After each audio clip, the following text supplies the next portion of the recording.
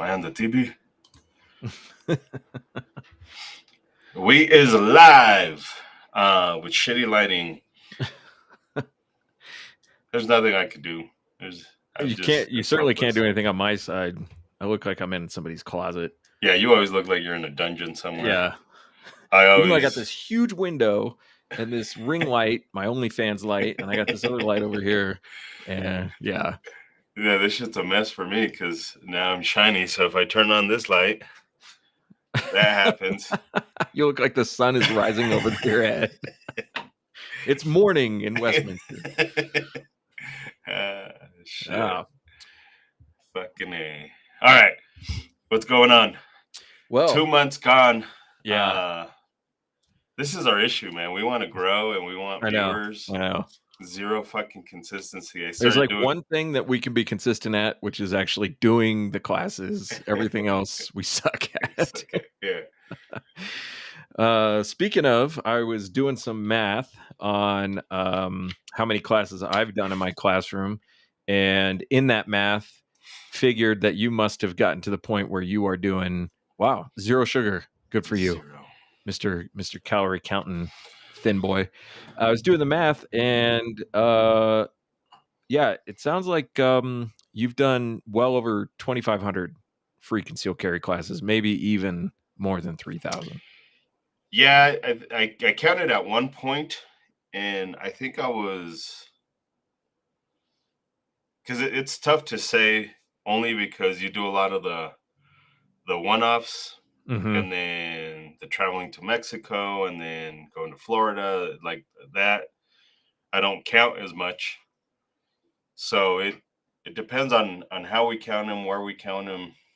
But yeah, anywhere between 3,000 and 4,000 classes. There's one just time you. Yeah. I was at one point doing 2 on Saturday and Sunday. I did that for a very long time. Yep. And you're still doing it sometimes. Yeah, sometimes I'm still doing twice a week, twice a day on the weekends, on the weekends. Yeah. So that's a lot. That's a lot of classes. Yeah. I'm done. Yeah, but you said that like 6 years ago too. I'm done. Like I'm so fucking done. It's a weird place to be at, where there's nobody to take over. We've tried. Everybody's a little bitch.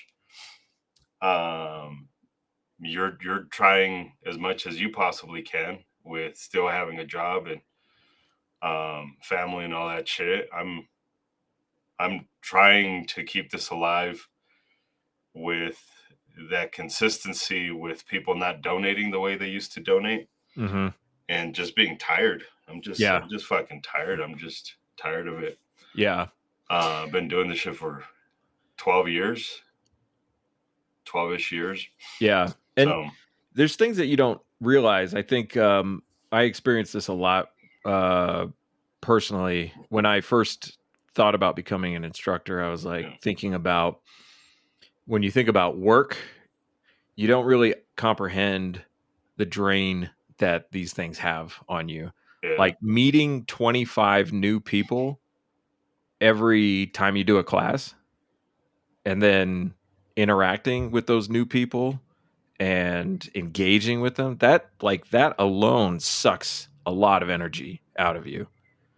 Especially if you hate leaving your house. Well, yeah, if you're like an introvert. I think people don't really know this. I think that you're an introvert. And I don't mean like, oh, he's kind of an introvert. I mean, on the personality scale, you are an introvert for sure. And you're going to go out there and meet hundreds of people a month and talk to them, engage with them, answer questions, argue with them, like that's soul sucking. It's hard work.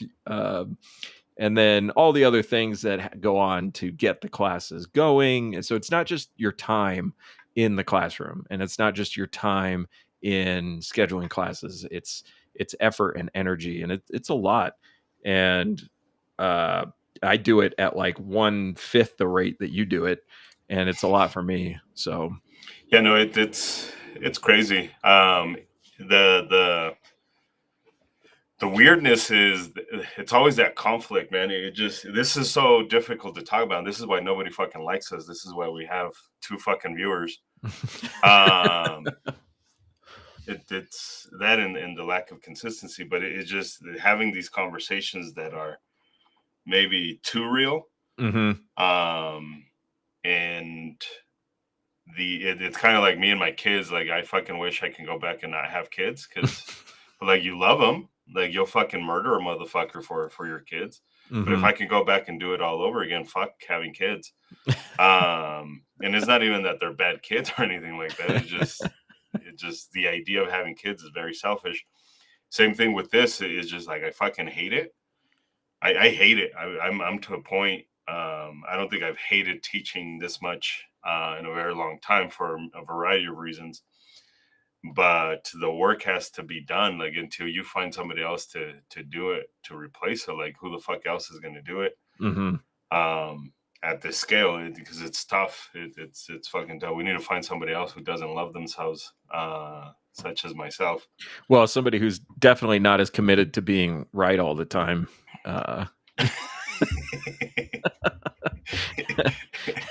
Because I think that's actually part of it. It's part of the reason why I do it is because I feel like on some level, if I have what I believe is better information, and there are other people who I believe have worse information, then I have some kind of a duty to share that information. Man. I could be wrong. I mean, I totally could be absolutely wrong, but that's the way I think and feel and operate. This is the argument that I have with students all the time. Is if you're here in the class and you think I'm saying something that is not correct, I like fucking shame on you for leaving the fucking class and not bringing it up, or not bringing it up until you're at the fucking on the internet, and then on the internet, you bring it up. There's this video that kind of talks about this, and I've been figuring out how I would make a video that relates to training. For this, and it's this one. I'm gonna play it really quick. I'm not gonna play it, but just so you guys can see it.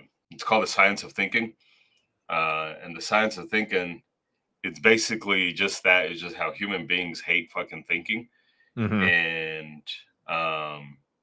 the end is really informative. I highly encourage you guys to watch this. So I haven't watched it, but I want to talk about something that I think probably relates to that, and this isn't an idea that's been rolling around in my head for quite a while, actually. I have been calling gun owners lazy and ignorant for a long time. One half of that I no longer believe is true. I do believe that most gun owners are ignorant. I don't believe in laziness anymore. Laziness is a misnomer. It's a misunderstanding of what's really going on. It's priorities. People are efficiently pursuing their priorities. Yeah. And if you don't train or educate around a firearm, it's because you don't really believe that it's important. Yeah. And I can't make you believe that. Correct. Self-defense, like fundamentally the gun in this context that we're talking about it, the gun is for self-defense, and people will see a news story or they'll experience something or know somebody who experiences something, and that might shift their priority, but you can't do that for them. They have to do that. And that priority is oftentimes driven by emotion, not logic, not reason. It's emotion. And so people will go out and buy a gun as an emotional purchase, but then their priority hasn't really fully realigned. And so they think, well, I took care of that thing by getting the gun. And then what's the next thing you do? Well, you probably should get a concealed carry permit. You're probably not going to carry the gun all the time, or maybe even most of the time, but you know, that's the natural progression. You think of it as the next step, and you go take the class, and then you're like really think about it, and you're like, I don't really want to do all that. Yeah. And so Correct. You come take the class, and then you don't get your concealed carry permit, or if you do get your permit, you don't carry your gun all the time. Why? Because you don't really believe Correct. that you need to. If you believed you need to, you would do it. And David Goggins is kind of like a person that comes to mind in his story about, you know, how he went from being a fat, lazy piece of shit to a Navy SEAL. To a skinny piece of shit. To a skinny piece of shit was a light switch in his head that went off that said, I don't want to be a fat, lazy piece of shit. Yeah. And then all of a sudden, he changes his diet, he changes his exercise routine because his priority changed. I mean, we're talking somebody who was like, if we're going to use the word lazy, was like an award-winning lazy person. Yeah. And now he is like one of the most dedicated fitness people on the planet. Probably too much. Oh, definitely too much. I mean, the physical abuse that he's put his body through just to prove a point. Correct. I mean, I applaud it, and it's also like mental illness at the same time. Correct. Yeah, at the same time. And so it's not an issue of laziness. It's an issue of, do people understand the stakes? Because like the chances you're going to have to kill somebody with a firearm are pretty low. Super fucking low. But the chances you will need to do something to defend yourself at some point in your adult life are pretty high. Yeah. And that could be just slowing down and not getting into a fight with somebody on the road, all the way up to getting into a armed encounter, home invasion or whatever. And so if we take that, you know how Pincus draws that graph of like conflict, the conflict graph, you know, half of your life will be conflict of some kind or another. And then of that conflict, it will be this kind of conflict. And then the stakes and all that stuff. At some point in there, the conflict becomes dangerous conflict. And the chart of doom is what you're talking about. The chart of doom. Well, I thought the chart of doom was something else. Oh, yeah. I can't visualize the one you're talking about. Yeah. And so, you know, there's a small portion of your life that has the potential to become dangerous conflict. And why is that small portion of your life important? Because of the stakes. Because if it goes wrong, then we're talking some serious consequences. And that's, I think, the part where people just don't understand. And the motivated people in the classes tend to be motivated for all different types of reasons. I can't nail down what motivates people. Because some people, it's personal experience where something happened to them and they're like, well, that's never going to happen to me again. So I'm going to take this seriously and I'm going to be prepared. Sometimes it's like, well, I have children now and I feel like I couldn't protect myself without a gun because, you know, I'm small or whatever. Yeah. And some people are like, just, that's their mindset. They're born with that self-protection mindset or protect others mindset. So I haven't really nailed down what it is that motivates people. But I do know that the motivation is the key to them taking it seriously, not whether we call them lazy or not, because it's not laziness. Yeah. No, I don't think you're wrong. And just to clarify, ignorance is simply not having the information. Yeah, ignorance is not a bad or good word. Yeah. I think too many people hear that word and are like, oh, this is where the fucking Reddit fucking idiots come about. And then the ignorant Reddit. Yeah, those motherfuckers, they take it to where it doesn't need to be because they don't understand words. I don't think you're wrong. One of the things that I've been analyzing just internally is when I go to Mexico and I ask the question, how many of you guys have been involved in a fight, a real fight, an actual physical altercation with the mugger or what have you? And in Mexico, it's, this is my second time. So the motivation for them, because they're not in a gun culture, I think this is the problem of being in a gun culture nation, is it's there. It's fucking guns are everywhere. Nobody's going to kind of take them away from us, like restrict them, but not really take them away from us. There's no sense of urgency. Violence is the exact same here in the US as it is in Mexico. You go do the fucking studies, go look them up, and you will see it's different, but it's in terms of how likely is it for you to get into a fight, very unlikely in Mexico. I've been in Mexico several fucking times and never been butt raped, never been mugged, never any of that stuff. It's going to happen. I have cousins in Mexico. a fuck ton of them, and none of them have been kidnapped, mugged, none of that shit. Like it's not as dangerous as people make it out to be. But it seems like the people in Mexico take it more seriously when it does happen. So like, fuck, I got mugged once. I need to hurry up and go fight. Maybe because the people in Mexico understand that they can't really rely on somebody else. Yeah. Yeah, because their 911 system is more fucked than ours. I mean, we have the luxury, and I say that half jokingly, we have the luxury of 15-minute response time on average. In Mexico, it's going to be a little bit different if they respond. So, but it seems like they take it personally a little bit more. Some of these people are like, it hasn't happened to me, but it happened to my neighbor, so that's why I'm here. I'm in this class. And we don't get that as much in our classes. We do get it. I do get it. We're like, oh, I just had somebody kind of stalk me, but that's not a majority of our people. The majority of our people are just like, I just wanted to do it because times are getting crazy. And it's like they're not. Violence, if anything, if you look at the stats, I think if I'm not mistaken, COVID year was the only year where it kind of went up a little bit, but it's trending down again. Well, so it like the FBI just released some new data and it is trending up, but it's not trending up by a lot.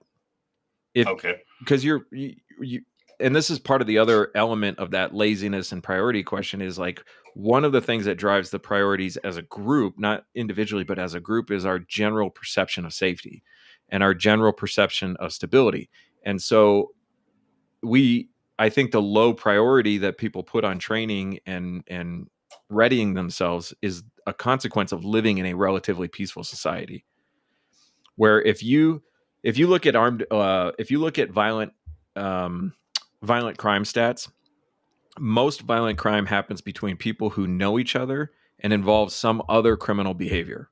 So if you're not a drug dealer, if you're not out robbing people, if you're not living a lifestyle of criminality with dangerous people, your chances of being attacked violently are relatively low, especially if you compare it to the rest of the world.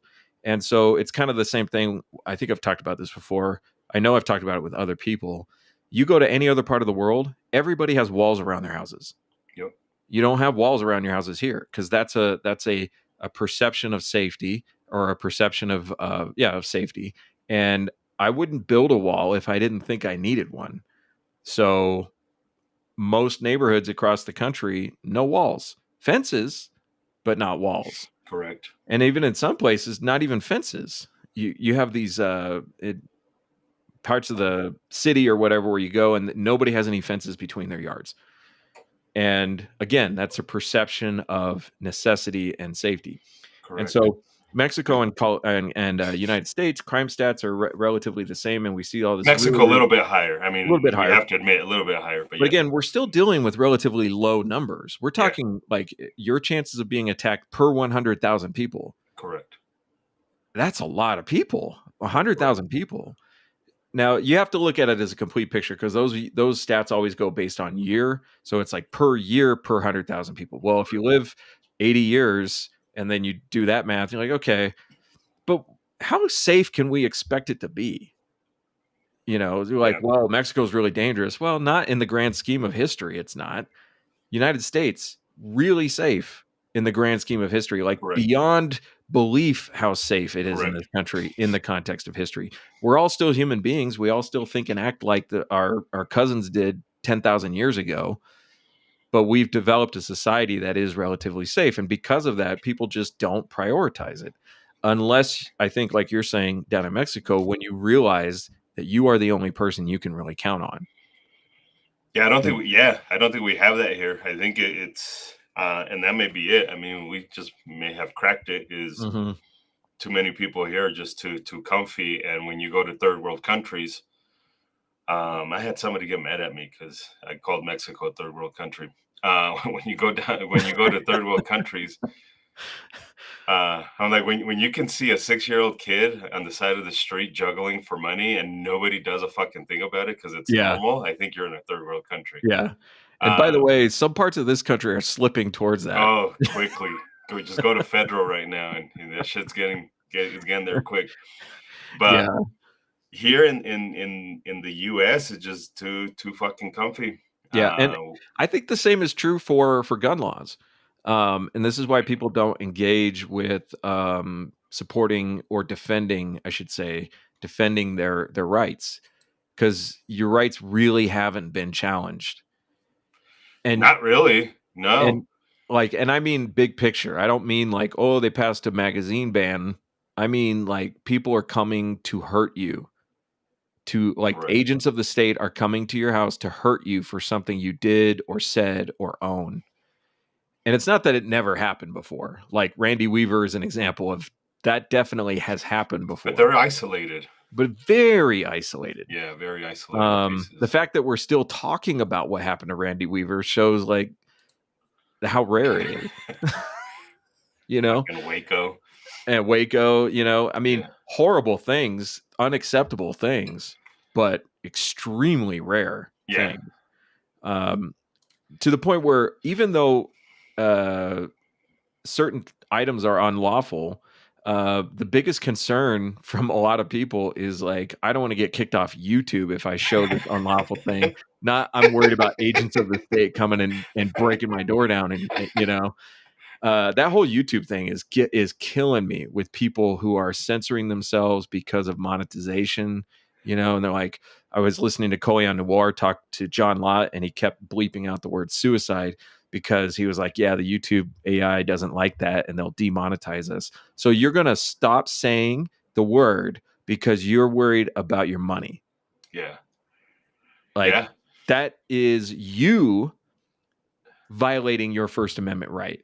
You're on your own. On your own. You're doing it. Correct. To yourself. This is, I've been struggling with this. And part of the lack of viewership.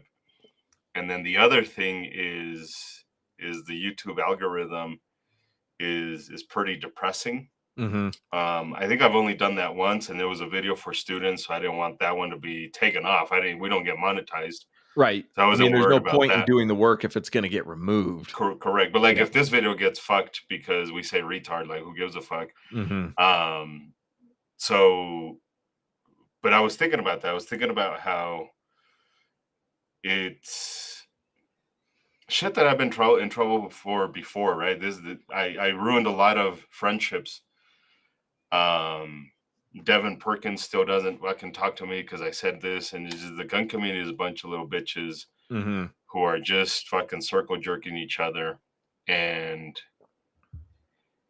a lot of it is that mentality of fuck YouTube for doing this. Like this video is probably not going to get taken down. We've said retard, and I've said bitch, and fuck you, and suicide, and all that shit.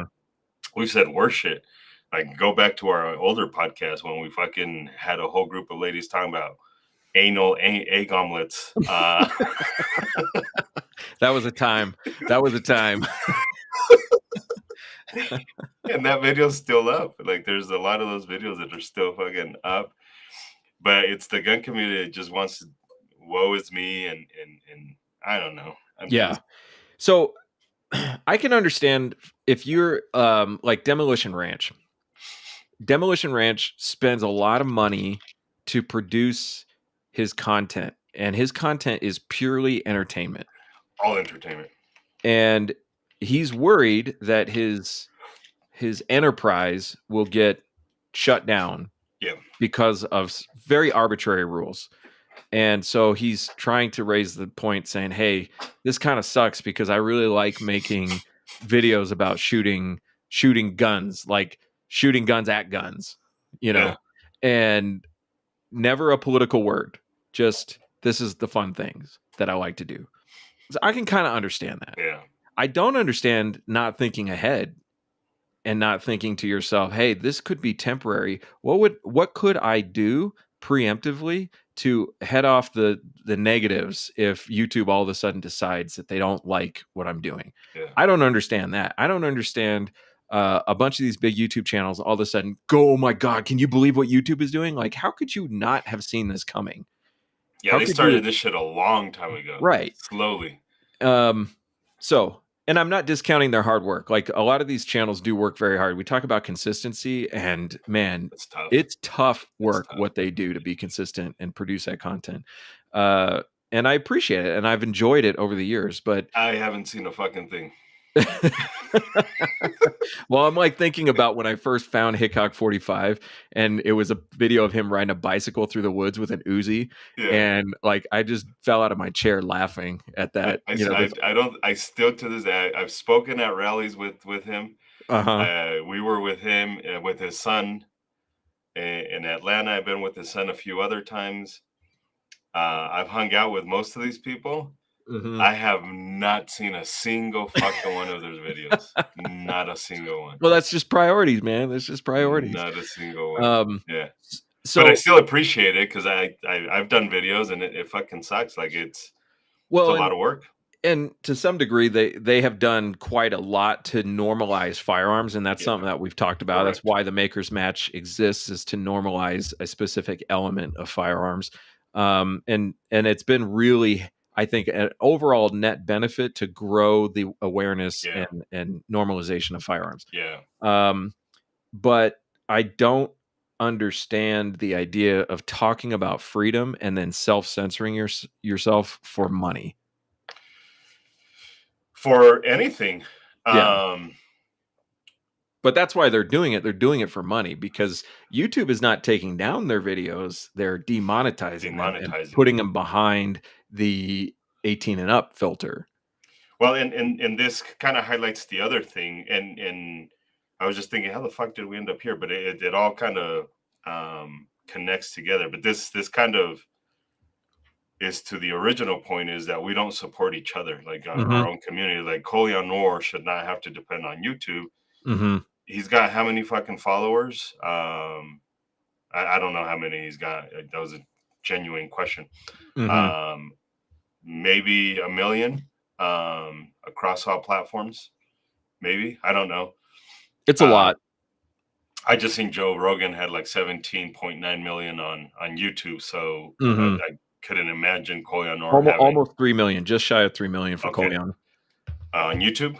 On YouTube. On YouTube, yeah. So if all 3 million people just fucking gave him $1 fucking a year, and then he doesn't have to worry about that shit. Then he can have the real conversations. Right. So it's kind of both a double-edged sword, right? It's this both sides. Like the people who watch him should be supporting him because you watch him, you consume that entertainment, right?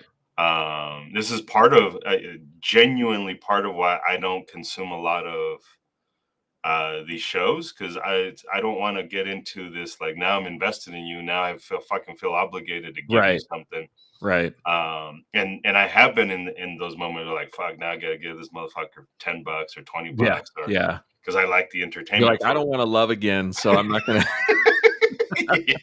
So fuck, I'm just not gonna watch it. But it's our own community that doesn't fucking support each other, or they support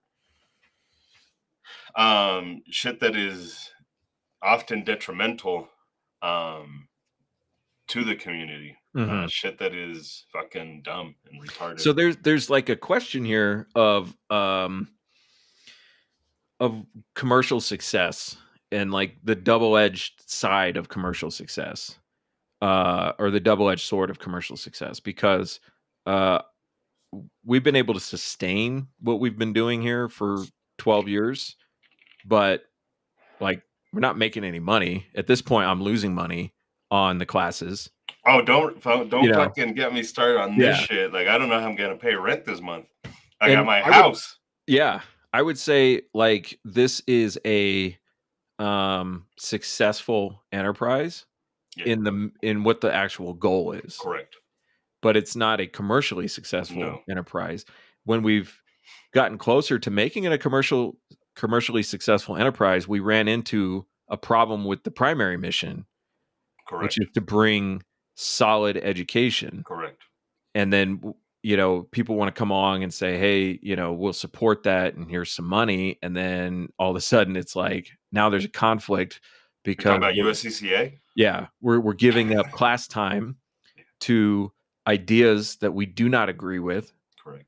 in order to keep this thing more commercially successful. Yeah.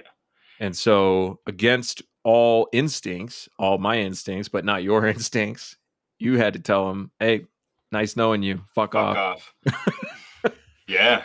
And That was one of immediately, like, the enterprise becomes not commercially successful anymore. correct. You Yeah, know? that was a weird thing, and so dealing with USCCA was, I still genuinely believe that their insurance product is decent. Like Yeah. it's Yeah. about as good as any other. Yeah. Their training Knowing fucking people who have committed homicide and used that correct. successfully under, let's just say, some shady circumstances, Yeah. I would say, yeah, absolutely. Yeah. I'm not saying bad. I'm saying on paper, I wouldn't want that to be the one I had to talk about. Correct. Correct. It just their training fucking sucks balls. Their training is just a polished NRA turd. I Mhm. think they're heading in the wrong direction in terms of training because their training is what drives sales to their Mhm. insurance program. So they've had to make it really stupid and really dumb so that people can Again, it's that commercial motivation instead yeah, of the it's just easy. right. So now we're partnered up with FLP and they have a better product, but they don't fucking pay. They helped us out for a while. Mhm. And it was basically just helped us to pay the bills. I suck at selling. They Mhm. don't take up our classroom time, which is great. They let us do that. But I genuinely believe that FLP is a better product than USCCA. But at the same time, they don't pay the bills, right? They Mhm. they they did for a while. They don't anymore. Um, and it's that like you're not bringing enough sales to us because I'm not a Mhm. salesperson. You're not a salesperson. You're a fucking Right. instructor. I'm an instructor. Right. So for them, it And I was could, if I really wanted to, I could sell a oh lot for of that stuff, sure, yeah. but it If you would get in the way of why we're even there, yeah, you know, and correct, it would require me to exploit things in people that I don't want to exploit. yeah, You know, I like I know the stats. I know how the system works. I know how money works. I know how lawyers work. I know how DAs and judges and all that right. work. So I'm telling you, as somebody who knows how all this works, get an attorney. Get an attorney. And Period. you cannot probably afford one in that moment when you need one. And here's a way to do it. Correct. But like most people like hear that and like, oh, that's a good idea. Moving on, next thing, you know, Yeah, if I wanted to sell you, I would sit there for 3 hours and appeal to your emotions and, correct, tell you horrible stories and just correct. break your heart and then, hook, line, and sinker and pull you in. And yeah, I'd do fine, but that's not why I'm there. I'm not there to exploit your emotions. I'm not there to make you feel bad or good. I'm not there to sell anything. I'm there to give you the information that you came for, Yeah, that you didn't even know you were coming for, but I know you're coming for. yeah. So And it's a struggle. Like I'm not even mad at FLP. It's not even. They're a business, right? So they want yeah. sales. They want us to sell, but they So this can't. comes down, I think, to like a fundamental crossroads of like truth and commercial success. Yeah, And I think it's pretty rare that you can line those two things up correct. and keep it going. Yeah, Because you might be able to sell one idea and like catch lightning in a bottle, but can you sustain it? And how do you sustain it? So um because it's competitive. I mean, and competitions have losers. And like that's just the nature of the business. And if the truth always won, we wouldn't have any of the problems that we have. correct. So Yeah, no, it's definitely a weird one. Yeah, I don't even know what the fuck else to add to that because yeah. Because it's like I mean what we teach in our classroom, I think is the right information. Like yeah, we talked about before. I wouldn't teach it if I didn't think it was right. And I look at the infrastructure behind the curriculum and all that, and it works, it moves forward, but it's not a commercial success like USCCA is. It's not a commercial success like the NRA is.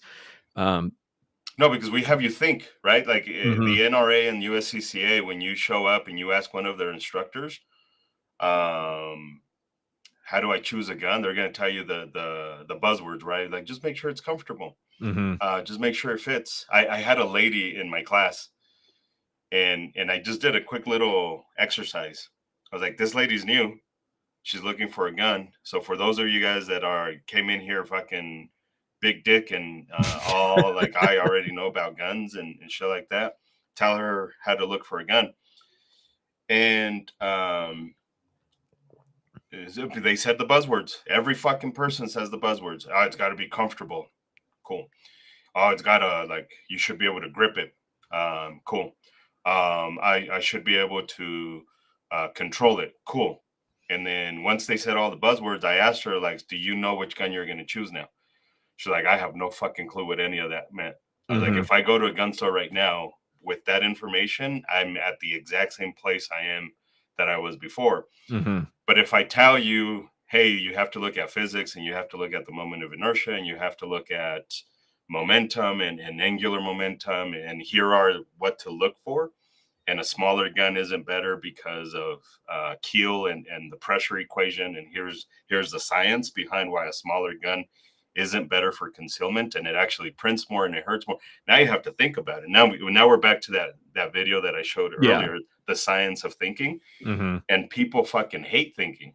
Mm-hmm. People, it's uncomfortable to think. So we do shy off a lot of people because we actually want people to think and Mm-hmm. be invested in their self-defense instead of just, yep, what fucking retard McGee back in 1965 said about guns is correct. Mm-hmm. Just keep doing you, buddy. Yeah. Whatever feels comfortable to you, buddy. Mm-hmm. That's how you end up with liabilities. That's how you end up with fucking recklessness when you Well, and just, even you can even end up with just a bad fitting gun, which results in a less efficient tool, yeah, which might even result in somebody not even wanting to use the tool correct. because it hurts because they didn't fit it right to their hand. They bought something that made them feel good, not something that's actually right for their hand and for the task and for Correct. all of that stuff. And So this is the fucking thing. The USCCA had the gun community in their fucking hand, Mhm. and they're fucking it up because they had it there. They had the good curriculum. They had, unfortunately, the shitty one too. Yeah. They could have moved forward with it. They could have said, hey, we are now the leaders in this. Fuck the NRA. We are now Mhm. the leaders in this shit. It is up to us to give you proper information instead of just fucking marketing tools. Right. I had a student ask me, like, why do gun people keep doing this? Like, because you keep fucking buying it. Yeah. If you keep buying it, like, you keep fucking smoking weed. So guess what? Drug dealers are going to keep doing fucking Mhm. selling weed. Like, if people keep doing meth, guess what the fuck's going to happen? There's a liquor store in every corner because Yeah, you're a so drunk. there's like a paradox there in it. I think that the market actually is the most responsive thing to truth, but it's like a really fucked up thing, like way it gets there. So, for instance, if there wasn't a demand, then the product wouldn't exist. There's like a fundamental truth there. You can't tell me that people don't like drugs when the market Yeah. clearly shows that they Clearly. do. The market doesn't lie. But so it's just like it's really hard to figure out how to be sustaining when you are working in this weird space of like truth doesn't sell, but like money talks, bullshit walks. Like, Yeah. like it's confusing. This is why, again, this is why USCCA could have turned that a little bit. Yeah. Because all you need is, I understood before why they had the balance of like the good curriculum, Mhm.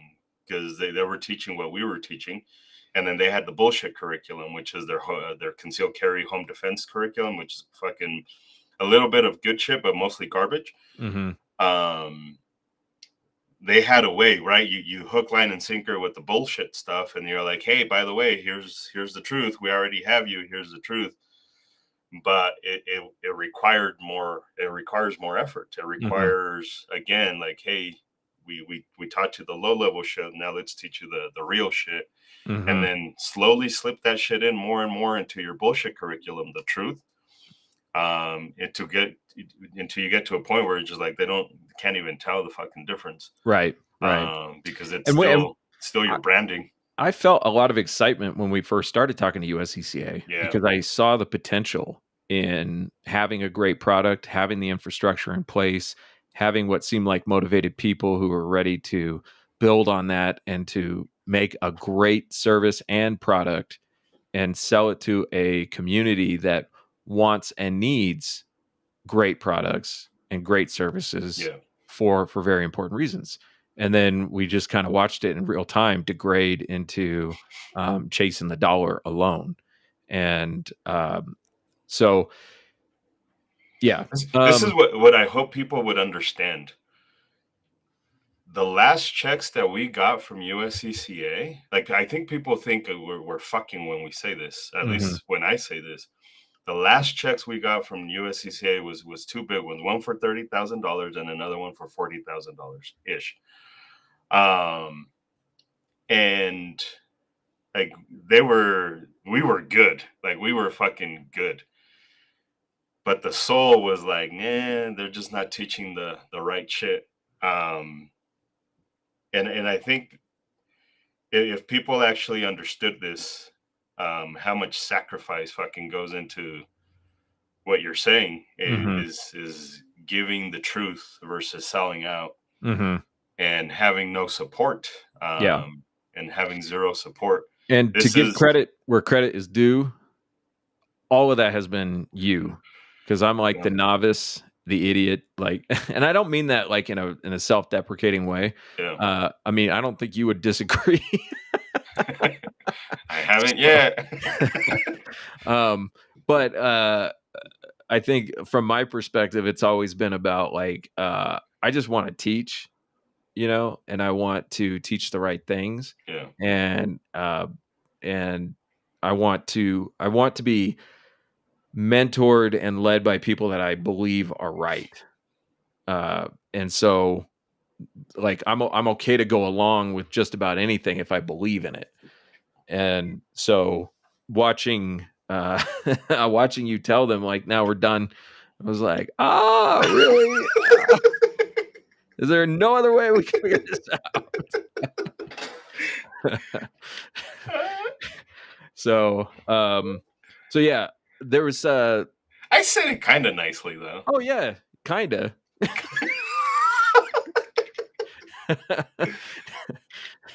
I mean, yeah, that's a relative term. So yeah, it was definitely nice for you. And this is actually something that's kind of come up a lot in as I've been watching Trump talk more. Trump for a long time, he would give interviews, but he gave interviews with people who hated him and just wanted to do a lot of gotchas on him. And lately he's been trying, I think, to find more people just to have a conversation with so that he can explain what he's really thinking and so forth. And I know this to be true, but he's finally had a chance to really kind of say it. I heard him on the Andrew Schultz podcast saying, just because I say I like somebody and I think they're a good guy doesn't mean I agree with them. Doesn't mean that we're going to get to a place where we're on the same page. And he's like, I respect them because they're strong people and they're killers. And that's who I want to negotiate with because I understand these people and I feel like I can actually get to a good a good outcome for what I care about with these people. So when he says, I like Xi Jinping or I respect him, that doesn't mean that he's a communist. That doesn't mean that he's like okay with doing the things that Xi Jinping does. Correct. He's saying, I am a hard negotiator and he's a hard negotiator and we're going to fight this out. And he's like, I get along great with him. Well, like that's not to say that he wants him as a son-in-law. That's not to say that he's like, hey, I think Xi Jinping should actually be president of this country too. And I think it's the same idea of like having conflict in business with people does not mean anything other than what exactly it is you're talking about. Correct. So if you're saying to a company or to an instructor or to or even to a student, you're fucking wrong. I mean, there's no other way to say it. or this is not going to work. It doesn't mean that you have any ill will towards anybody. Correct. It's this one thing we're talking about, we do not agree on, and we are going to either find a way to work together or we're not. But I don't have anything bad to say about you as a person. Yeah, correct. And so the people that I know, yeah, I would make sex to AOC any day of the week. Doesn't mean I agree with her. I'm sure politics. There's something we can agree on at some point. That it was good. Like, that's it. Like this. So, like, the people that I have interacted with at USCCA have been good people. Yeah. Talk, and we can't come to an agreement. Okay, that's fine. Move on. And by the way, most of those people that we talked to unilaterally were like, yeah, our training fucking sucks balls. Yeah. I wish they had the balls to come out and be like, hey, don't get us for the training, get us for like that, because that's integrity, right? Yeah. So there have been conflicts at these companies, but those conflicts are almost entirely around business decisions, and so that's fine. It is what it is, but this is Isaac trying to get us not get sued by USCCA. Oh yeah, well, I didn't even think about that, but that's a good idea. But I think, like, if you're going to be here in the classroom, then that means my name is on what you're saying, so I'm going to call it out, So anyway, and we do, and it kind of does reflect on us when you use your gun in self-defense. Like, I have been subpoenaed by these people. I think I still have the emails from the Michael Hancock case from the DAs and the public just defenders. To satisfy a little piece of curiosity, because I have forgotten, was that Denver or was that technically a different city or county? It was Denver. It was Denver. Yeah, that's the south end of Denver. I-25 University, where DU is at. I-25. Oh, I thought it was further south. No, it's I-25 University is where that happened. Okay. Yeah, that was in Denver. All right, I want to switch gears. I sent you a link to a video. Send me a link to a video. And it's a self-defense video. It's a few years old. And apparently the victim in this case here is a judge. And the guy who attacks him is somebody who's got a case in front of this judge. And the judge is going to, a criminal case. You want me to play it? Yeah, go ahead and play it. You guys may not be able to hear it. I don't know if there's any audio. There's no sound. Okay, here comes the bad guy from across the street. He's pointing a gun. Judge tries to draw a gun, drops it, gets shot, falls down, shoots back. Bad guy runs off. Bad guy got shot once, and then another armed professional, I think it was a probation officer, ends up lighting him up right here. And he ends up dying. Bad guy dies. But let's go back to the beginning. Let's go back to the initial interaction when the bad guy's coming across the street. So go back almost to the very beginning. Can I quarter speed it? Sure, yeah. Okay, so go back just a tick more. Bit more? Yeah, just a bit. Okay, right here. Ah. So we don't have any audio, but we see the guy in the white turn and look at the guy. Yeah. Right here, who's now approaching him. All right, so pause it right here. So he's orienting towards this thing, this unknown stimulus. The guy didn't shoot him right away, so I feel like it would be safe to say that he said something to him. Correct. To get his attention. Something. All right, so he says something. So this guy's in the middle of what is this guy doing? And then he pulls the gun out. You can see his arm is now out, his right arm. Correct. And now he points the gun. And what's that reaction? And he, as far as I understand, he didn't shoot him right here. This was reacting to getting the gun pointed at him.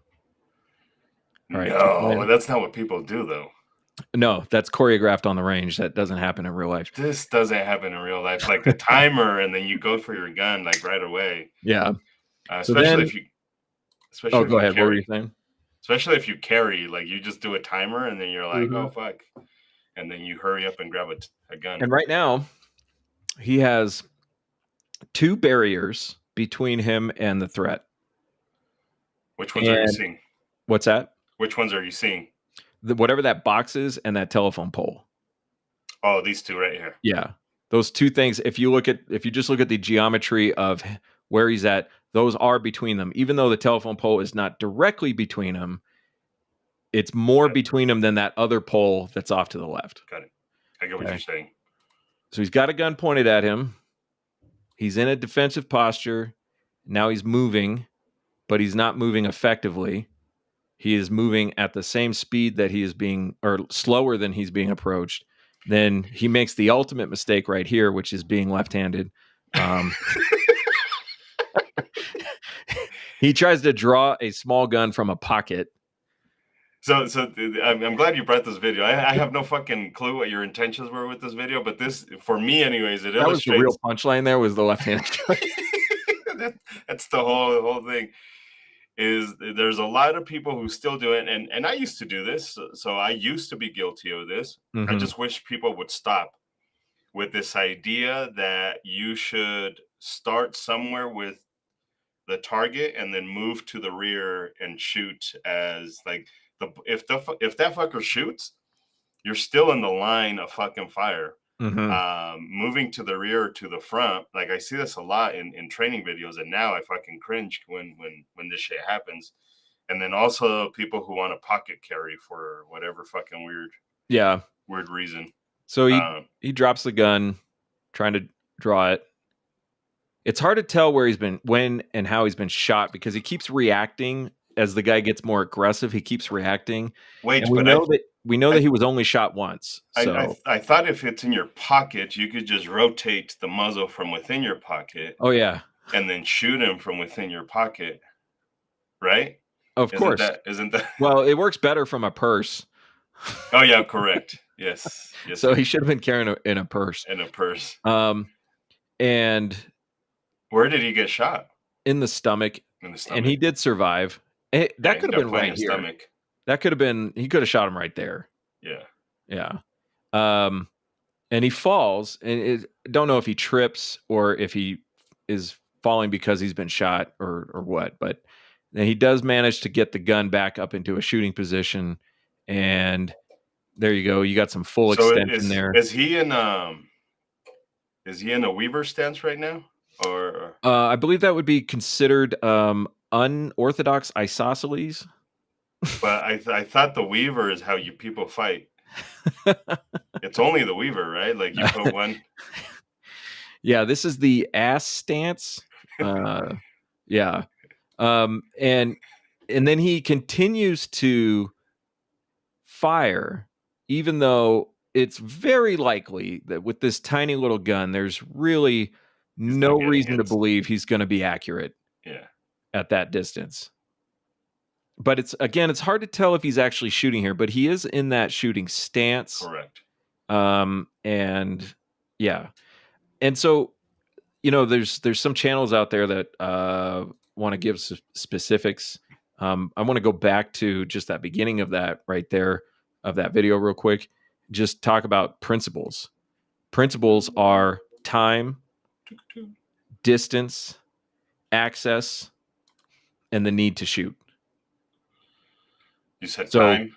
The amount of time he has is dictated by the bad guy's actions and his reaction and his decisions afterwards. And he said time, distance, the need to shoot, and oh shoot, I lost the other one.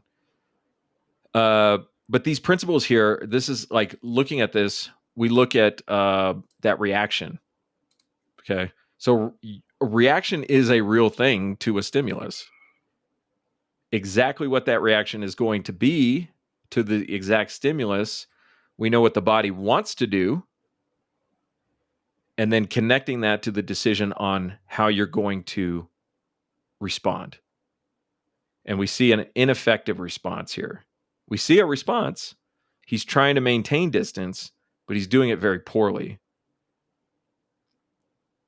and then accessing the gun is not efficient. It looks like that's when he got shot, huh? It could be. I mean, from an attack point of view, if I see a weapon and I've decided like I may or may not shoot this guy, but now he's got a weapon. It's hard to see because you don't see any like muzzle flashing or anything like that. Even up here, you don't see much of a muzzle flash. And you would think you would see the muzzle flash from within the black clothing. You'd think, yeah. But you don't see anything. Huh, that's weird. So watching an unhealthy number of these videos, I think something... Yeah, you do. Yeah, something has become very apparent to me is that one of the most important factors in you being able to respond effectively to the attacker is accessing your weapon. If you don't have efficient access to your weapon, you are far less likely to be able to successfully use it. Yeah. And he did not have efficient access to his weapon because he probably came out of that pocket with a less than perfect, well, not even perfect, but like definitely not an effective grip on the gun. Yeah, because he probably didn't even have it holstered. He just had it in the pocket. Probably not. Yeah. I kind of had this slight little argument with somebody in the class, and he was good about it. He wasn't a little bitch about it. He was all for the learning, so I got to give that to him. And he was talking about how he wanted a shoulder carry because he rode motorcycles because he's a child.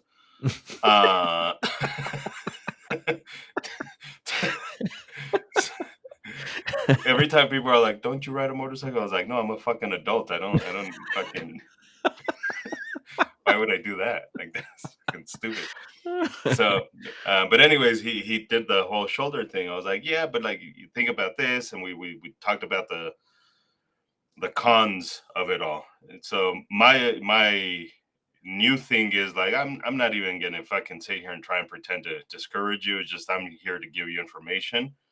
So hopefully you can make a better educated decision. But anyways, he's like, well, if I'm in traffic, all I'm gonna do is grab the gun and then just shoot him. I was like, oh okay, cool. That's fucking awesome. But what about this? What about that? Like, do you really think you can access it if you're on a motorcycle and for some reason you get tipped over and you're probably going to stretch your arm out and now you got to access it on the shoulder that you fell on or like all kinds of shit, right? Mm-hmm. Like, well, no, I'll just fucking do that. I was like, yeah, but that's assuming that you're going to be in a perfect fucking scenario. Mm-hmm. And everybody thinks that, this is going to be fucking perfect. I'm going to be standing up straight. This is why the fucking Weaver people are weirdos. Because they're like, this is the way it's going to always be. Or like, you see the dude, all it took is one little trip and he fucking fell or one whatever. And your whole, this is what I'm going to do is fucked. Right. And so you don't know what you're going to do. You don't know what you're going to be responding to. You don't know how much time you're going to have. You don't know where this is going to happen. And so we approach these problems in that our goal is to be efficient and consistent in the most number of likely circumstances that we can possibly predict. And that doesn't mean the fight. That means your daily life. How efficient and consistent could you access that gun while you're in your car, while you are in your house, and while you are walking around? And if you're saying, well, I'm going to carry it in the shoulder holster because I cannot conceal effectively when I'm on my motorcycle, well, that's a reason to look into carrying in a shoulder holster. But it would also be a reason to look into, maybe you should look at how to make it concealable in that more efficient position. Yeah. If you cannot do it, then you're going to have to make some compromises on efficiency in order to be consistent in how you carry that gun. But a lot of people just want to solve the problem easily by getting specific about something first and say, because I ride a motorcycle, I should carry in a shoulder holster. And we say, well, that's not how we look at it. You may still end up there, Correct. But there might be other things that you decide to change before you, like, that would keep you from doing that thing. And some of it is subjective and some of it is objective, but let's solve all the objective stuff first. Let's understand all the objective stuff first and then look at that subjective. So. Yeah. And kind of with that, this a video that I've been procrastinating with for fucking weeks now that I haven't done was what we call the warrior expert theory, Mm-hmm. And how to become an expert. And these four things kind of come into mind. And when you're talking about that, is that very first one, um, the valid environment. Mm-hmm. I think that's where a lot of gun people fuck up right from the beginning into getting to that expert zone, is Mm-hmm. because they go to the range and they don't have a valid environment. They just have a lot of anecdotal evidence. Mm-hmm. And unfortunately, a lot of instructors have created that invalid environment.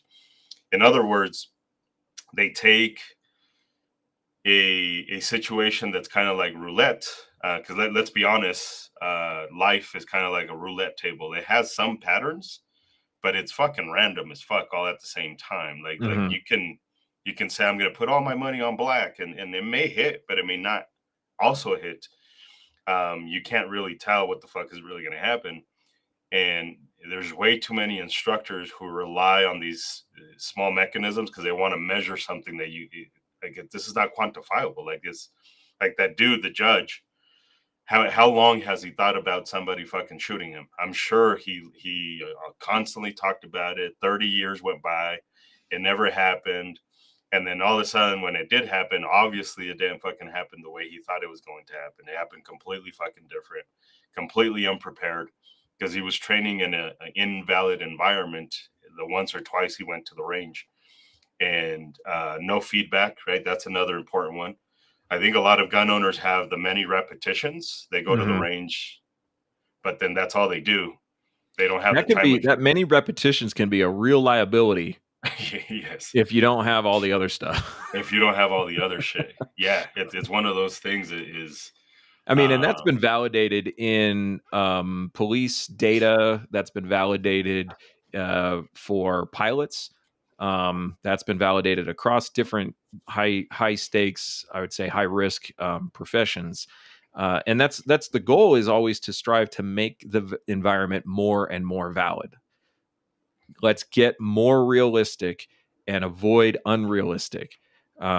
So the simulator, the flight simulator, is to some degree not a valid environment, because you know inherently that you are not going to die if you mess this up. correct. So you're missing that limbic system response. But Correct. we recognize that, and we try to adapt the training knowing that there is a liability there of training for unrealistic circumstances. Yeah. So then what would be the valid thing? So for me anyways, I don't know what for you, but for me I've been putting a lot more emphasis on just the processing of information. That's it. I think that as far as the evidence shows, self-defense videos specifically, but you can include law enforcement in this for sure, is that the more efficiently that person processes the information, the more likely they're going to have a better outcome. Yeah. And again, there's no guarantees. Like you said, to some degree, life is random.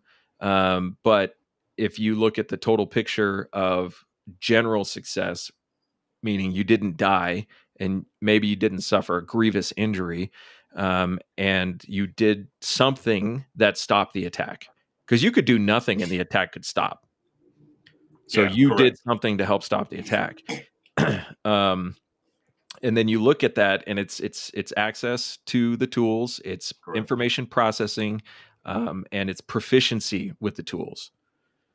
So, like the flight simulator, we are really training in a flight simulator that expertly how to navigate, or how to aviate, how to fly the plane, how to navigate, and how to communicate.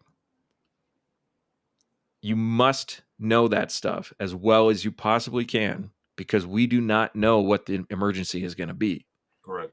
We can put you through some things that have happened in the past and say, well, we can kind of test your responses to, you didn't know what we were going to do to you, and we did it, and kind of test, like, did you aviate, did you navigate, and did you communicate Correct. effectively? But we can't put you through every possible problem in the simulator. Correct. So we need to know that you can process information efficiently.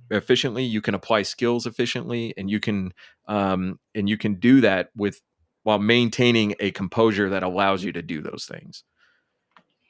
And the other thing that from a pilot perspective, I know this is not what we're talking about. Like it's also weird that they don't have the same co-pilot or pilot in every flight. So like now you're dealing with a completely different human being, right? And dealing with their information processing, which might be different than the other person who you quote unquote clicked with and were good with and all that shit. Yeah. Yeah. And that's temperament, that's experience, that's luck, that's like there's all kinds of things that go into your co-pilot. And yeah, it's so I've been wondering why the hell I've been so interested for the last couple of years in aviation. Bring that shit back, motherfuckers. A long time ago, this motherfucker was talking shit about my interest in aviation. Bring that shit back. Replay that shit. You have a better memory than I do too, because I don't even remember that. But I think it's kind of the same idea of this complex, high stakes problem solving, and what's successful and what's not. And a lot of it's preparation. Like a lot of bad things happen in planes because pilots don't prepare properly. And that's something I think is different than people generally speaking, because if my tire goes flat on the highway, like I can get rescued. Yeah. So like the preparation is important, but it's not nearly as important as when you're going to go up in the air and fly around with a bunch of people. There's no flat tire repair up there. Right. There's nobody like, hey, can you get a mechanic down here? And like, it's going to be a couple hours, but yeah, we can get them, so that complex information processing is in context too, right? If you took a pilot who has an amazing skill in context and then you give him something out of context and you say, do the same thing, he's got to relearn the context before he can be effective. Yeah. And so that's why when we talk about being in context is you change. Well, you were talking about some swimmer who was having like some Olympic swimmer, and they changed the context on him, and he was like very poor performer. Oh yeah, Adam Savage they asked Adam Savage about a situation. I'm gonna try and find it. I think that'd be better if I just fucking find it. But they had asked him about a situation, a myth that they couldn't complete. It was a part of his Q&As on Tested. And one of the ones that they couldn't, it didn't go the way they wanted it to, and I am going to try and find it, is because it was a swimming one. They were trying to see if they can swim just as well in something that has higher viscosity, so syrup or water. And they brought in an Olympic swimmer, and I forgot what his name is, but they brought in the Olympic swimmer, gold medalist. If you guys go to one of my videos, it's there. I'm trying to find the video here from Adam Savage, and the problem that happened was the Olympic swimmer was all over the place, couldn't stay straight. So the times were off like a motherfucker. Like they didn't bother to put lane dividers in the pool. And that was his whole thing. They were like, "What the fuck?" And I thought you were fucking this great athlete. Yeah. He's like, well, I usually follow a black line, and the water's usually 90 degrees, and I usually it was this very perfect environment. Right. And he couldn't perform. And that's the human brain's never-ending crusade for efficiency. And if he can turn off his directional necessity down to the point where all he has to do is follow that black line, then that frees up any other resources to deal with anything else. So he just has it in his head. I don't have to think about navigating beyond just following the line. He is an expert at following the line. And he could probably follow the line, like, as the expression goes, in his sleep. Obviously, if he's not looking at the line, he doesn't see the line, now he's got a problem. But he can do that automatically. He can follow that line automatically. But when that line is not there, his brain has ignored navigating a straight line without that line. It doesn't make him a bad athlete. It just makes him a highly specialized athlete. Correct. And that was the idea of like becoming an expert, is that people get to this point of comfort, and they don't push themselves, so they never reach the expert level. And that was that in the four deliberate training. Like, you have to deliberately put yourself in uncomfortable situations where you're going to fail in order for you to keep progressing. Right. So the analogy there that was used in that video was drivers. You never become better than what you are right now, because you don't become a race car driver, and there's no need to, right? But like, you will never be like, if you're a shitty driver right now, that's about as good as you're going to get, because you're not putting yourself in more extreme circumstances, like learning how to drive in the snow, or how to control a car that's, well, this one's a tough one, but hydroplating and all that shit. So like, you're never putting yourself in really extreme circumstances. You're only navigating in, I'm in my lane, the fucking light turned red, it turned green, and that's it. So your brain only knows how to that point. Yeah. And this is where a lot of gun people end up failing, even if it's just in training and not progressing. But they have that Dunning-Kruger effect. They believe that they're getting better just because they're doing it a lot, but like, they're not really pushing themselves beyond that comfort zone. Well, and the comfort zone could just be getting to the right type of training. It doesn't need to be like you going out there every weekend and trying to dominate somebody, you know.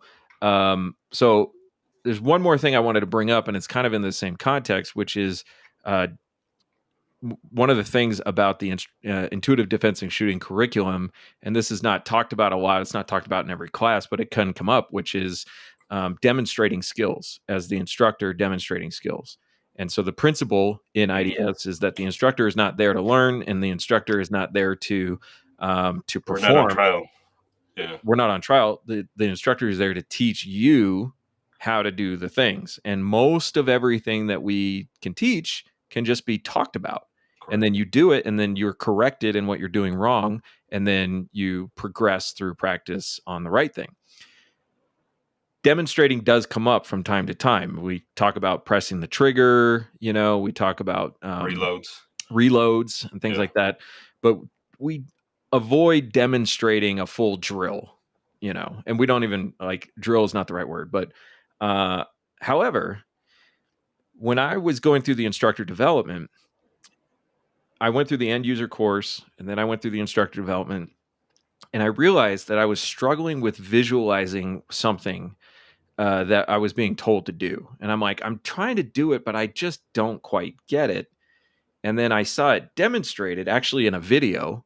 And then it clicked for me. Oh, now I get it.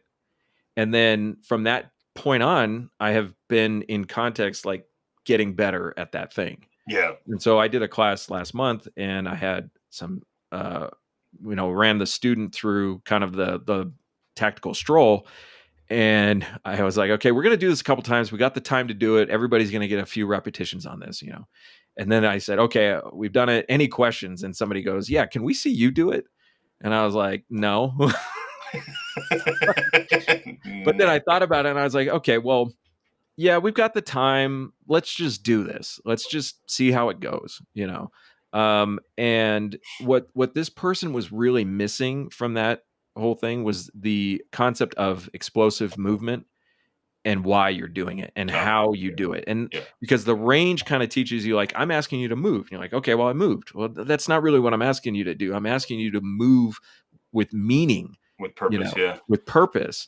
And to do that while you're manipulating the gun and preparing to shoot, and to do that in a way that if you had to do it in real life, this would actually do something positive and not just moving for the range. And she didn't really get that until she saw me doing it. And then she's like, that's okay. Now I get it. And then we all just did another repetition, and she got a chance to do it the way that she saw it done.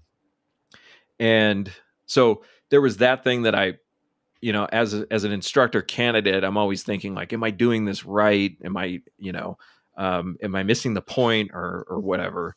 One of the things that I've struggled with is understanding that.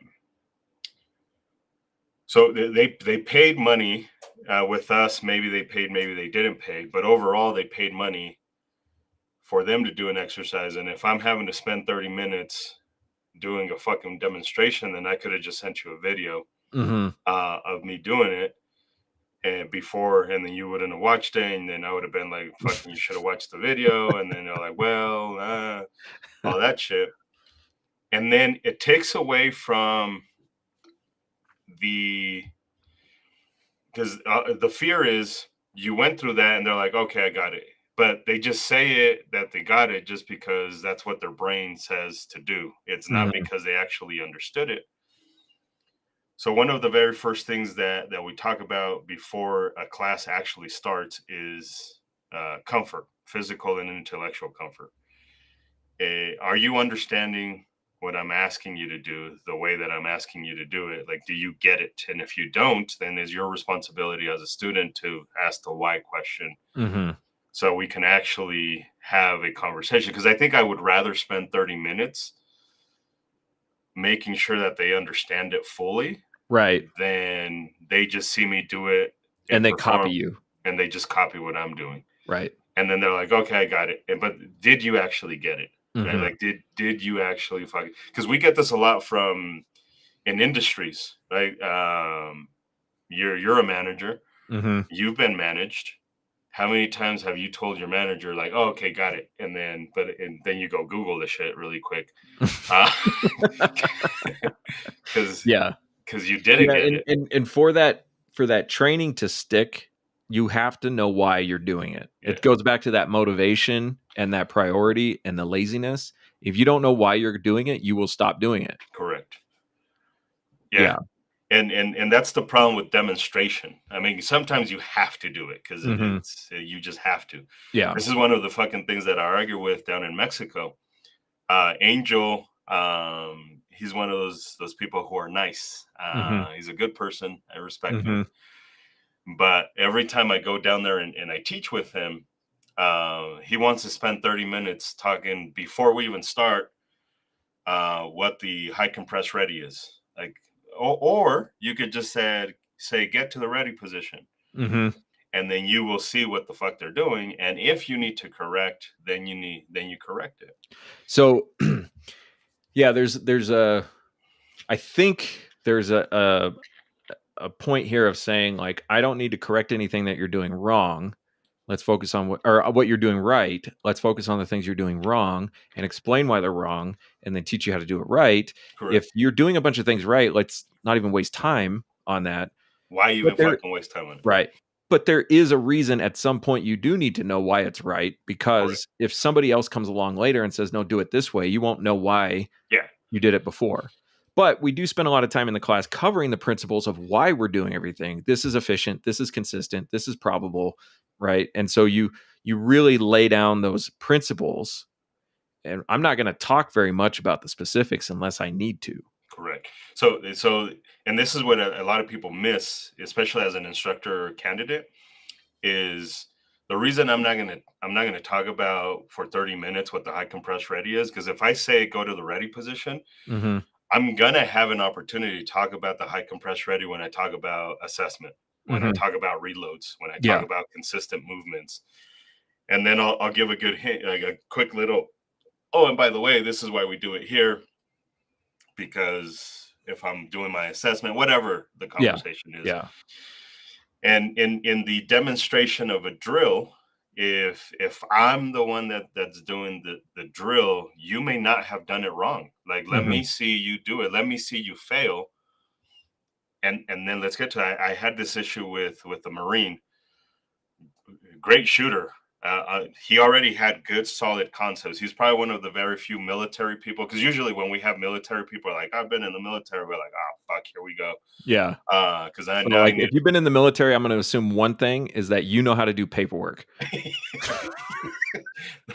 Like, respectfully, yeah, like most people that show up to the classes, and I think any instructor can vouch for this, but this was one of the very few military people are like fucking hats off because this guy was a solid guy. I can't even remember his name, but he did not want to fail. Mm-hmm. That was his problem. So he was shooting really slow. Like, so I had to like ask him, like, why are you here? He's like, oh, I just want to get better. I was like, so why do you keep doing this? He's like, well, I'm hitting the target. I was like, yeah, but like, look at your fucking grouping here. Your grouping is way too fucking tight. Mm-hmm. He's like, well, that's what we want. I was like, is it though? Like, is that what the fuck we really want? There was value in that conversation. Because now, like, I want you to fucking fail. Like, Mm-hmm. you're here to suck. Right. So that I can see that, and then I can tell you this is where you suck, and this is what we fix. I'm not here to give you a prize because you know how to do good marksmanship. You were a Marine. I expect you to have good marksmanship. Like, that's you expect it. So when I was asked to demonstrate and I decided I was going to do it, I told everybody, I'm going to do this, but then we're going to talk about why I don't want to do this. But I'm not going to talk about it before I do it because that's a bitch move. So I did the tactical stroll, and I did the tactical stroll with a bunch of targets with different things spray painted on them. So you have to, somebody calls out something and you have to figure out what they meant. And then, so it's not just the standard target. We got numbers that are different than what's on their shapes, etc., and different distances and all that stuff. And what's funny about it is I had been calling this drill for these people the whole time. And then when it was my turn, I completely forgot where everything was. So when somebody said square, I was like, where are the squares? I don't know where they are. Like, so that I thought that was like a good thing because I got like, I think a more honest repetition. I genuinely didn't know where the targets were. Yeah. And on the shooting side, I've got targets of varying distances, and I decided just to take the opportunity, why not, to push myself to failure. Yeah. So I shot the targets, I did the drill, and then I said, okay, let's go look at the targets because I've been making sure I'm marking them between each person for that accountability. And I go out there and I check my targets, and most of my targets were like no misses. And I'm kind of getting a little pissed off. Like, this is not a good representation of the training environment if I didn't miss. Yeah. And then I got to one target and I didn't get a single hit on that target. I missed every single shot on that target. And it was because it was a longer distance, and I, on one target, used my sights, and on another target, I didn't. Why? Because why not get the free rep to just test yourself at this range, you know, with the movement and all that stuff. So it was a good opportunity to just say, hey, everybody, look at this. I didn't get a single hit on this whole target. And, you know, and that's that point of failure. There is a part of you as an instructor is like, if I fail in front of everybody, like then I kind of look stupid. But you're teaching how to fail. Correct. In the right context, you're teaching how to fail. The other side of that though is you might have that one student who's like, this fucker doesn't even know what the fuck he's doing. Mm-hmm. So why should I pay attention to that? Missing the whole fucking point. Right. Because we don't pay tons of money to watch Tiger Woods' golf coach golf. He has a coach? Yeah. All pro golfers have coaches. No, they don't have coaches. Yeah. No. But it's a thing. It's like he goes to an expert for feedback and for training. Yeah. And we're not interested in the expert. We want to watch Tiger play.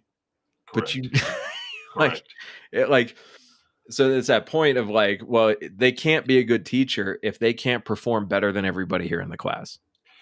Yeah, and that's the other side of it is tell that to. So let's just take you've done classes with Barrett, right? And I've never seen Barrett shoot in the class. Yeah. So imagine you did a class with Barrett one day, and this was after he did his Cajun Navy SEAL thing.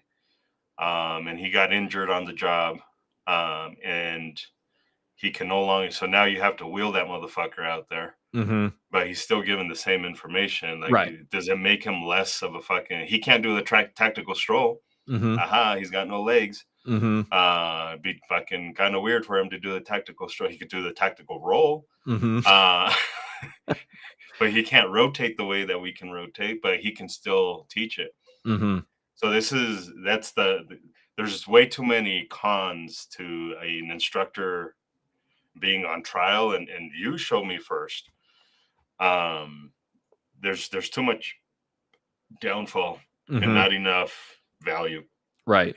Yeah. And you should be able to do the things Oh, that for you're sure. teaching, but performing those things is not the same as doing those things. Correct. And so, yeah, it's complicated because it does sound like a cop out. And there's certainly anxiety on my part whenever I have to demonstrate something. Of course, I'm the human part of me is like, I better not fuck this up. But at the Yeah. same time, that's me missing the point in that moment, Correct. you know. Um, so Yeah. and that takes some, I think, some mental discipline on your part to just say, I know why I'm doing this. I know what to expect from doing it, and I know what I'm going to use this to teach for. Yeah. No, Um, nobody was in fucking Einstein's class when he was a professor and be like, well, you fucking show me how you do the fucking equation. Like, no, yeah. motherfucker. Like, trust me, I know how the fuck to do the equation. Like, I'm the professor. We're here to make sure you know how the fuck to do the Yeah. equation. Really, I think the real challenge for the instructor uh, is not demonstrating things, but it's knowing that you are ready to answer all the questions, Yeah, because that's where that real flexibility comes in. the And understanding.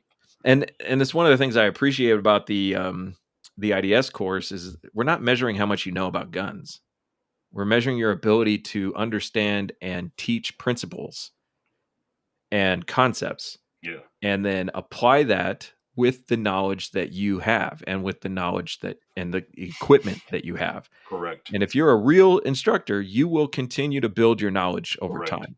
You will learn more about guns, more about ballistics, more about violent, blah, blah, blah. But if you are not the right material for this program, it's because you're not grasping these concepts and you don't know correct, how to teach them. correct. So, Yeah,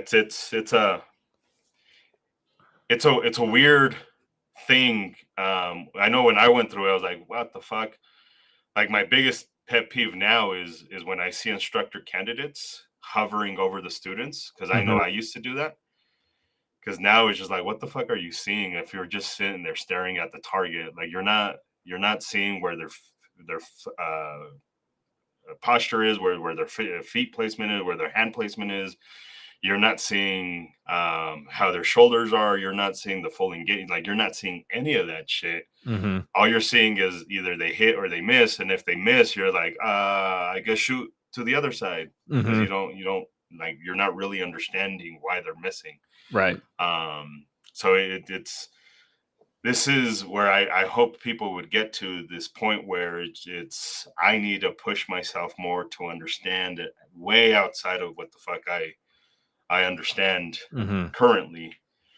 Um, so I can get to the point of expert. I had a guy in yesterday's class, like he did what I've done is kind of make this idea of being an expert as a less thing. mhm, And they're like, that's because we're afraid to reach to that point where we can say, yeah, I fucking know everything about this shit. right. Because it almost seems arrogant to So get to that point. I think the idea there is just not to care. Yeah, Like, I don't don't give a fuck. care where you put me. I don't care where I even put myself. My goal is to learn and to impart the knowledge as an instructor to impart the knowledge that I've Yeah, learned. But my point for myself is just to learn more, and to grow in my knowledge, skills, mindset, like all of that stuff. but at some point you'll get to a point where like this fucking I'm maxed out. Yeah. Well, maxed out in probably based on interest. Like you're never going to run out of things to learn. You don't think Like, so? oh Like, how yeah. much can you know about the Glock? Well, so you step back, how much could you know about firearms? How Yeah, much could for you know sure. about handguns and the basics of engineering and how to solve important problems in engineering and handguns? Because like the Glock is the perfect gun, except ever since it came out, we've just had nothing but new new Technology. guns, new Oh generations yeah, of the Glock and all that stuff. It's because we're trying to solve engineering problems yeah. in a specific context. But So I had this conversation with Angel because mhm, Angel is one of those of like, I have the 1925 Mauser Platonic 5N series, and that Mhm. one was only issued to 2 people, and I have one of them. Do you know how the gun works? It's like, well, if it's a hammered gun, yeah, and if it's a striker fire, well, dude, like it's a fucking gun. Like Yeah. I don't. You can tell me whatever number series you want. A gun Mhm. functions the exact same way. If it's a hammered gun, it functions the exact same way. And they were like, well, no, this one has a special little lever. Like, yeah, cool. Like it has an extra spring, but like when you Mhm. press the trigger, it's either going to move a lever, and then that lever is going to release a gear, and then that gear is going to fall, and then it's going to hit the fucking firing pin, and it's going to go off, or it's going to be a striker fired gun. Mhm. Like the principle and the concept is the same. We can learn more about the nuances of it, I guess, to a certain degree, but like how much Yeah. can you know about guns? Well, and what is really important so first and foremost, what's really important, focus on that. And you could Yeah, run out of room to learn on maybe some things in that realm of like what's really important. yeah, But I think from understanding I think the better you understand something and the deeper you get in it, as long as you understand that concept, is that you can speak to it more completely whenever necessary. yeah. And so, like, somebody asked me in the class a couple weeks ago, about magazine springs wearing out. And I'm like, look, I don't know. I don't know the answer to the question of how metal fatigues in that specific magazine. I can tell you this. I've been doing this almost 20 years. I have never had a magazine fail because the spring wore Correct, out. So I can tell you in general, I don't really care about that question. correct. But I feel like I can't really answer your question because I don't know enough about metal and springs and engineering and everything. So, Yeah, like, I feel like I can give you a useful answer, but I don't think I can give you a complete, verifiable answer according to science on it. correct. Uh, Yeah, so, yeah. I suppose there's that, right? Like Pincus is trying to fix an engineering issue with the magazine release on guns, mhm, and I think he's getting there.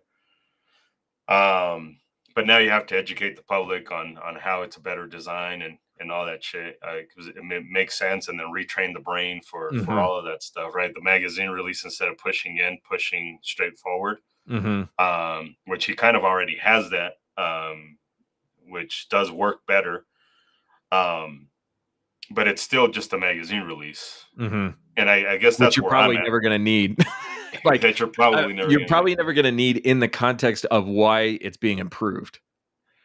Like, which is efficiency so that your the geometry of your finger is pushing in a way that's more Correct. efficient to apply the Correct. force to drop the mag in the least amount of time necessary, Yeah, which will, for most self-defenders, will never happen. For it will never cops, happen.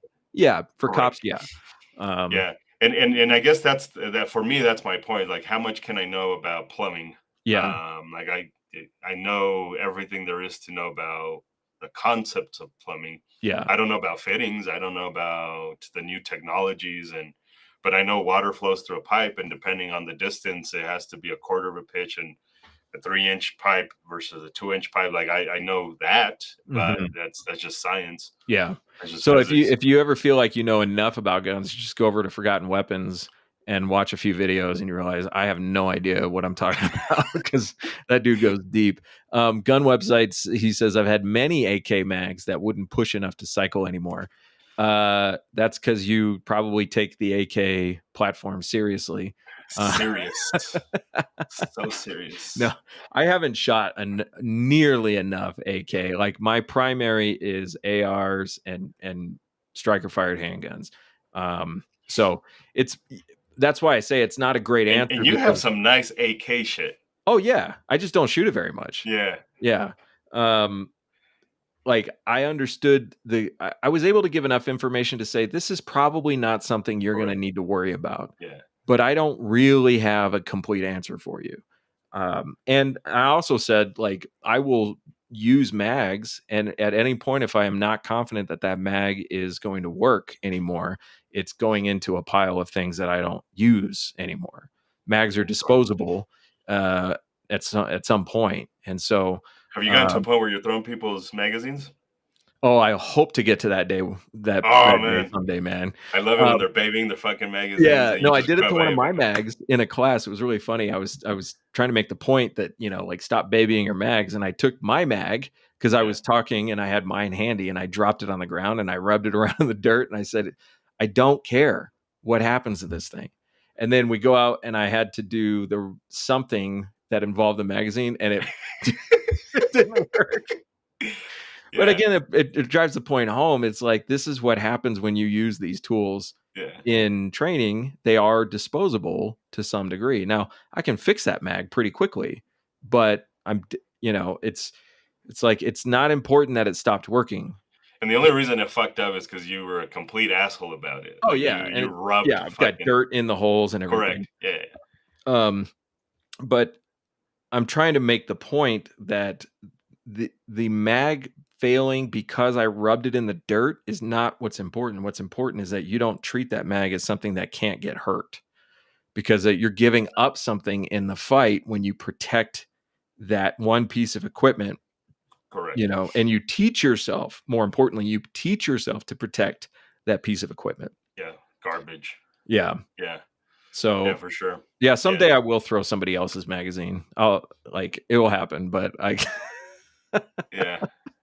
And you when ain't I gotta saw throw Rob it. Just throw fucking just let it fucking hit the ground. I saw Rob throw Randy's magazines, and that was a highlight of my training life for sure. It was so funny when he did that. I'm sure Randy didn't think it was very funny. Uh, yeah. Um, well, we did about an hour and a half. I think that's pretty good. I got a couple other topics. I'll save them over for next time. But we actually covered. Oh no, we actually did cover them all. So, very cool. So we have a couple things coming up. We have the Goon Shoot coming up, which is just for fun. That if you're watching this and you want to shoot at night, go check the website, the Guns for Everyone website. We got a few training classes. You have one or two handguns and one carbine class scheduled. I have one carbine, one handgun. Okay, and I Yeah, have a handgun class coming up in November as well. Yeah, support us. Give us money. Value for value. Did you get value out of this conversation? Get value out of the things that we bring to the table, the training classes, the certificates, all of that stuff. It's not free to run this operation. It's actually quite expensive to run this operation. And you can donate at the link that Edgar provided, or gunsforeveryone.com/donate. And right now, we need money for the legal fund, gunsforeveryone.com/legal-fund, for donating to our lawsuit against the state of Colorado for the training bill that they passed. This is how bad my memory is. I mean, I said the name of this bill 100 times, but I go a few weeks without saying it, and I forgot what the bill was. It was House Bill? yeah. HB 241174. 241174. All right. Yeah. So we're suing to repeal that from the Colorado law, and we need your help with that. And what else? What else you got? On that, a few people that we need to thank. We need to thank all of you guys that have donated, and it's ranged from fucking $2 to $5, $20. To But $1,000. What's that? To 1,000. Yeah, and that's Jake. Where's That'll help keep an anonymous. anonymous? We can't even pronounce his last name. Yeah, Jake, super awesome, and then Larry Wolf. Both of those donated $1,000. And this money basically comes in. It goes straight to the attorney. So I appreciate those of you guys who have done it, but like, if we're being honest, we're far from where we need to be, because the goal is, this is not my strategy, but I'm not an attorney, and the attorney was like, "Fuck it, let's take on all 64 fucking counties." So we're slowly taking on all 64 fucking counties in the state of Colorado, and the attorney is not charging us more because it's 64 counties. It's the same as if it was just one county.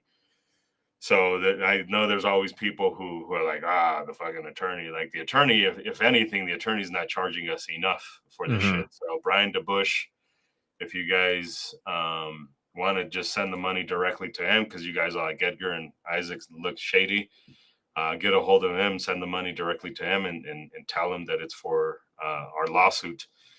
But we're gonna start off with the counties and then slowly move to the state. I know it's not going as fast as humans want it to be.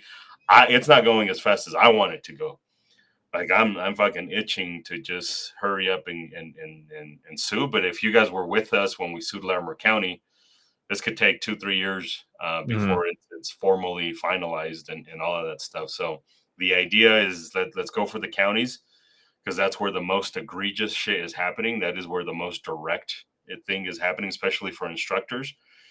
And it's also, realistically speaking, the most realistic way that we can win. And then suing the state as a whole, suing the state. So there's a strategy and there's a plan to this. So yeah, I appreciate those of you guys that have helped, but we still need a fuck ton more help. And just because we mentioned the people who gave 1,000 doesn't mean we don't appreciate the $5 and the Correct. $10 and the $20. We just want let people to know that like there are real donations coming in, and they're like we are making progress on this. So Right. anything that you can contribute, whatever's meaningful to you towards protecting your right to carry a gun for self-defense.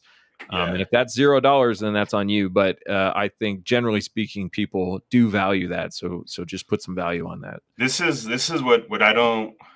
This is where I wish we could wrap our mind around. We send out newsletters every once in a while. I'm about to send one out. Just that alone has it fluctuates between 50. I think overall with the unsubscribes and all that shit, I think we got a solid close to 100,000 people. Just the fucking people that have watched our legal video from the students. Like if everybody just did fucking $20, one, we could keep the classes going, and we could keep the fucking lawsuits going all at the same fucking time. Like it's if we all collectively did it. The problem is that you only have a handful of humans that are trying to do it for everyone. Mm-hmm. So it's valued, those of you guys that are actually doing it. And I get it. Some people are like, fucking, I need to eat today. And we get it. Got it. Understood. But it is one of those things that it costs a lot of money. I know a lot of people are like, how come RMGO isn't doing this and that? Like, because it fucking costs a lot of fucking money. A lot of fucking money. So anyways, if you guys can help us out, super duper appreciate it. If not, tell your rich uncle to help us out. Just tell him we've got an OnlyFans page or some shit. And then, call Uncle Scrooge. Cool. All right. Well, thanks everybody. Hopefully you made it this far. And if you did, comment something that lets us know you made it this far. Nice. Appreciate it.